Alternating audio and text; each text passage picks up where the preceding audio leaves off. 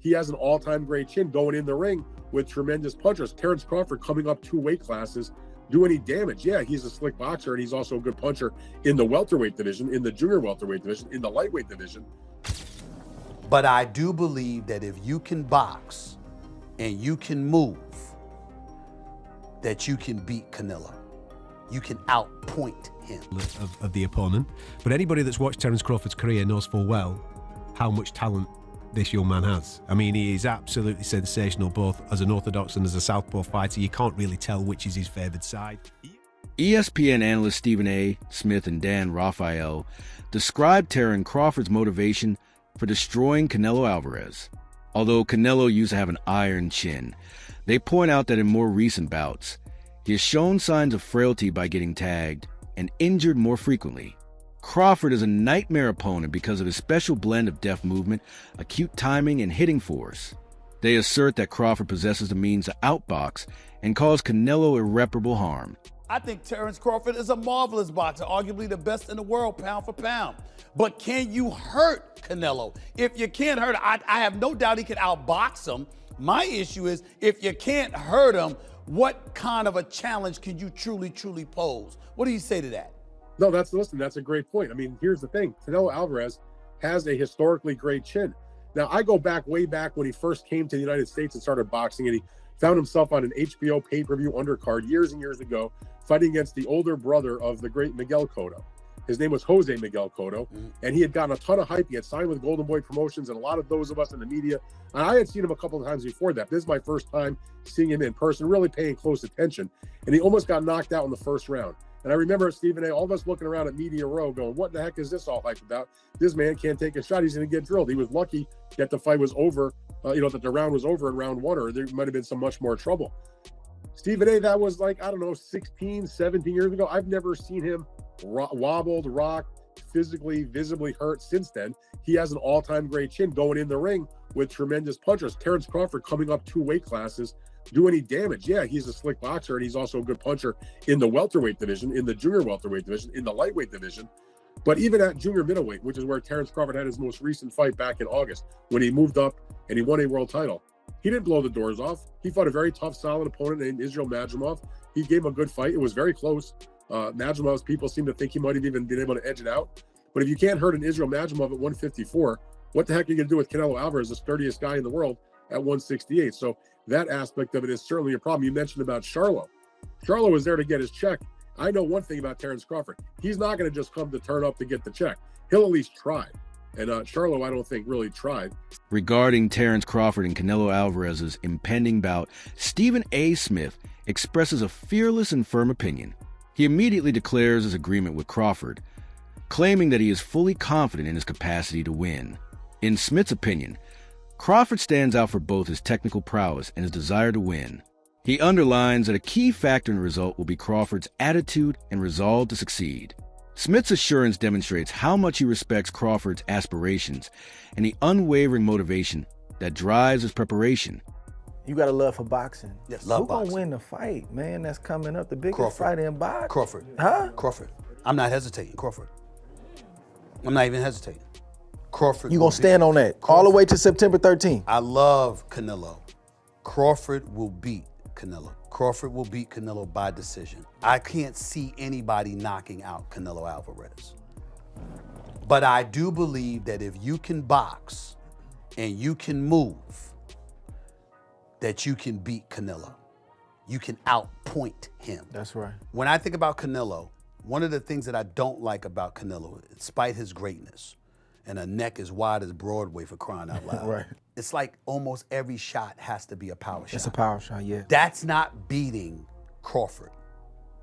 I will confess, I think Gervonta Davis's trainer, Cal, I think he said this. He said Crawford could find himself in trouble if he decides to engage with Canelo, because Canelo is the naturally bigger, strong fighter. And I don't care that Crawford's gotten bigger, and I don't care that Crawford's gonna go in there just as big as Canelo. Canelo is accustomed to fighting at the weight, and Crawford is not. And Canelo is a genius in this regard.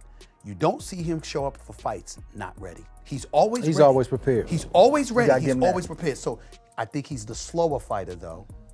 And I think that Crawford is brilliant as a boxer. And I think that between switching to conventional and southpaw, using his jab and movement, I think that Crawford is going to outpoint Canelo because he's faster. But I don't think he's gonna knock him. Teddy Atlas strengthens Crawford's argument by highlighting the idea that skill is more important than size. He contends that proficiency in boxing tactics is more important than physical attributes like weight or reach. He emphasizes that accuracy, timing, and flexibility characterize Crawford's approach, attributes that are significantly more powerful than body alone. Atlas believes that a boxer who understands how to destroy opponents with sheer technical talent outperforms Canelo in terms of strength and mass. His viewpoint supports the idea that genuine athletic ability may frequently offset physical limitations and tip the scales in pivotal games. Maybe he's a little overrated. Terence Crawford versus Canelo Alvarez at 168 pounds. Canelo's really good. Really good. But I think Crawford is special. I know he hasn't fought the resume everyone wants, but you have that or you don't have that ingredient. I think he has it. Canelo's really good. He's tremendous. But could he be a tiny bit overrated? The greatness is within Crawford. It's in his desire. It's in his mind. It's in his makeup, where he came from. I know he's moving up in weight class. Can he carry it? But those intangibles, I believe that he has them. Al Bernstein draws attention to Crawford's capacity for unpredictable behavior. He clarifies that Crawford's style in the ring is neither strict nor predictable. Rather, he adjusts in the middle of the fight, making it difficult for his opponents to predict his next move. This unpredictability becomes a major barrier when facing a boxer like Canelo, who lives on timing and counterattacks. According to Bernstein, there is an additional level of difficulty because of Crawford's ability to switch between orthodox and southpaw stances. Canelo finds it more difficult to predict attacks because of his variety, which leaves him open to combinations he might not have anticipated. Most fans or most people would probably say Crawford, I'm guessing, because that's a big part of how he's won, and everybody feels that and rightfully so, that the way he's figured out, he's constantly changing from lefty to righty. He's a person that alters his attack. Sometimes he's a boxer, sometimes he's walking people down. Canelo's style is more the same in most fights. He is a counterpuncher who's waiting for you to make your move so he can counterpunch you. Then when he has you in trouble, he's willing to move forward. His attack is a pretty straightforward one. On the face of it, you might say Crawford, but I think the thing about Canelo Alvarez is that he has seen every style that you can see. Gareth A. Davies then discusses Terry Crawford's wealth of expertise, emphasizing that the American has been a professional competitor for more than 15 years. His exceptional tenure in the sport has improved his ring IQ, polished his instincts, and enabled him to remain composed under pressure. Davies emphasizes that Crawford's skill set has never been questioned, citing his record consistently outperforming elite opponents. Crawford has encountered fighters of several styles over the years, including strong punchers, cunning movers, and tenacious veterans. Nevertheless, he has consistently managed to adjust and triumph.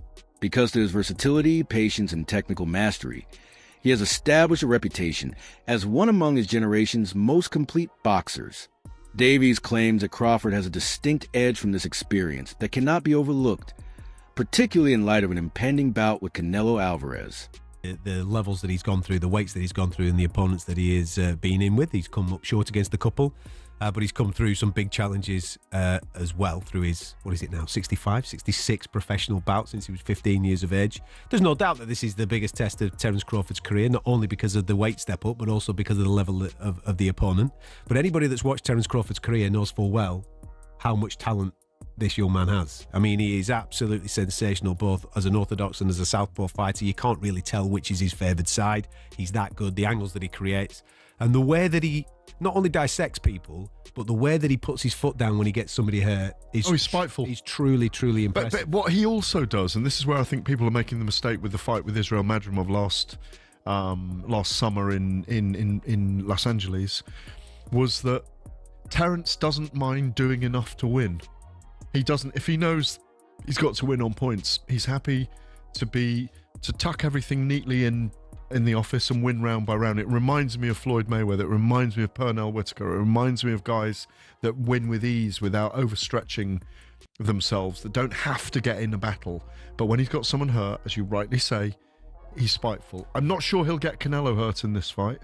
But if his timing and his movement are on, the slightly slowed Canelo, who likes to load up these days, could find himself frustrated by Terence Crawford. Yeah, and there's also the aspect of when he is behind. I mean, we've all seen that famous clip where he's fighting Sean Porter. Somebody sells him ringside. They've got him down on the cards. He goes through the gears and stops Sean Porter in the very next round. There's also that element to him. He's brilliant. He's absolutely brilliant, but he's also fighting someone that's equally as brilliant. A very different type of style, Canelo. And a fan favourite. A recurrent theme in Crawford's analysis is confidence. His sparring sessions and performances have had a profound impact on the fighters and trainers who work with him, according to an analyst. According to these reports, Crawford continuously demonstrates his skill outside of sanctioned fights. His dominance in training is indicative of a boxer who is meticulous in profession and always ready. His mental toughness is strengthened by the confidence that comes from such constant excellence. He can enter the ring with the confidence that he can outsmart and surpass everyone, even Canelo, thanks to this degree of self-assurance. Man is so confident. He's so confident that he's about to become undisputed. Listen, 2 weeks to go, less than 2 weeks to go now. What? We're talking about 12 days. 12 days. What can we expect from this unbelievable showdown? Listen, the build-up has been absolutely incredible. When you talk about the sparring stories, when you talk about the unbelievable rumors that we've been hearing for the past 10 to 12 weeks, will but Crawford's power carry? Will Canelo age overnight? So many questions that we have when it comes to this unbelievable fight. But not too long to go, ladies and gentlemen. We are about to find out the truth. We are about to find out who's truly the greatest of this era. And let me tell you this. I said this in most of my videos so far.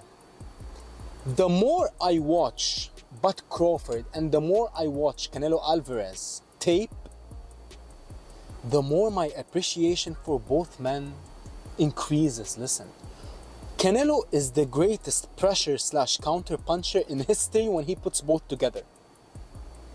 And Crawford is the most dynamic fighters my eyes ever saw.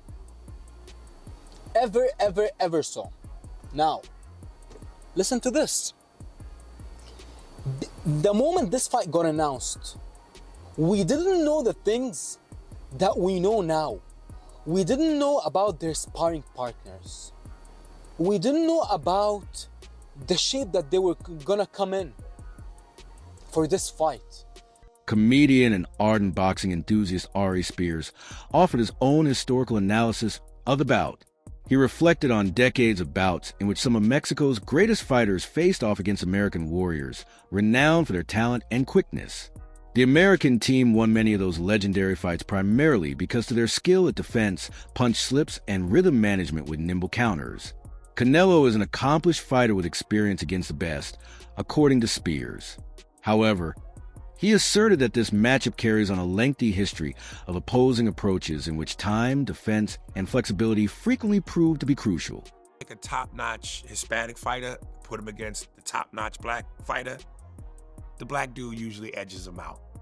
And I'm not trying to be disrespectful to the Latino fighters, because look at the greats.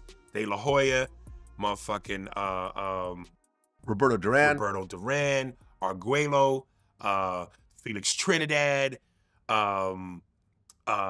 what's my man's name? Chavez. Huh?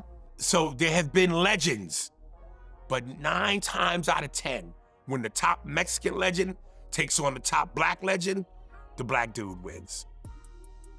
Boxing and basketball is just something that niggas just, we got that wop that just, we edge you out. Duran lost to Hagler. He got knocked out so viciously by Hearns. The rumor is he's still waking up today. He lost he did the no mas with Leonard. Yeah, no, I've been hanging out with Sugar Ray Leonard recently. We talked De about La that whole Hoya situation. lost to Floyd. He lost to Bernard. He lost to Sugar Shane Mosley. Usually the black fighters edge out the Latinos when it come down to it. So basically you're saying Crawford's going to win because he's black. I'm saying he's going to win because he's got skills. But that black component, that's that extra juice. That's that extra juice? I mean, look. It's like the Batmobile when it's going fast, and then he hits the nitro button, and the flame shoots out of the back of the car and takes it to another level. Black dudes have the nitro switch. Conversely, Canelo Alvarez conveys his customary confidence. He rejects the idea that he needs external validation, claiming that his greatness may be verified without anyone's consent. Canelo's identity as a fighter has always been rooted in his belief in himself. This confidence is supported by his winning record versus elite opponents. However, his position also draws attention to the attitude gap that exists between him and Crawford. Canelo presents himself as already entrenched at the top of boxing, while Crawford aims to establish himself and pursue a historic victory. The performance that you know you're going to have, right, they can't deny you anymore.